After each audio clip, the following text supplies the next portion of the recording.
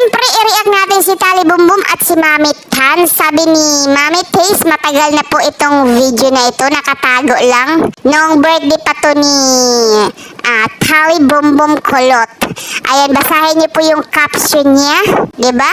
At syempre, mukhang, napansin ko lang, mukhang sinisipon si Tali dito at di ko alam kung grabe pero mga sungak-sungak yung bata sa sipon. Pero ginagamot naman talaga ni Mami Tanchi. Hay nako Tali, kung alam mo lang kung gaano ka na na-miss ng daddy mo. Nako, yung pagka-miss niya sa'yo walang paglagyan. Kaya kahit malayo ka, mahal na mahal ka ng daddy mo.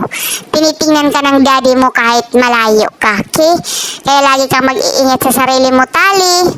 I'm sure bigger ka na at malamit ka na talagang magsalita.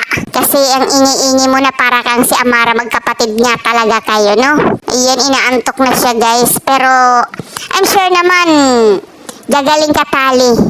Gumagaling na siya eh. Siguro sa lamig din sa US kaya sinisipon si Tali eh. Diba? Pero ginagamot ni Mami Tans. Hindi naman pinapabayaan nila Mami Tans at si Mami si Tali. Ayan, nakatulog na rin siya. Pink na pink yung cheeks niya. Oh my God, Tali. Para ka rin si Amara talaga. Nag-pink-pink yung cheeks.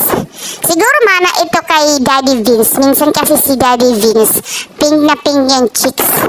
Kaya andun sila nagmana sa cheeks ni Daddy Vince. Si Amara at si Tali, same sila ng pink yung cheeks pag ano. Lalong-lalo na kapag naiinitan. Diyos ko, talagang mamula-mula yung mga cheeks nila. Ayan, naglalaro siya. No, kaya yan, sumasakay siya sa parang train. Ang cute-cute niya. Tahimik lang talaga siyang bata. No, Tali Bumbum, mag-dance-dance ka rin. Parang si Amara. Tingnan mo si Amara, dance ng dance. Sus, Diyos ko. Soon, sana magkita kayo at magsayawan kayong dalawa. Okay? So, yun lang po yung update natin sa mga lalabs natin. Okay, bye. Love you.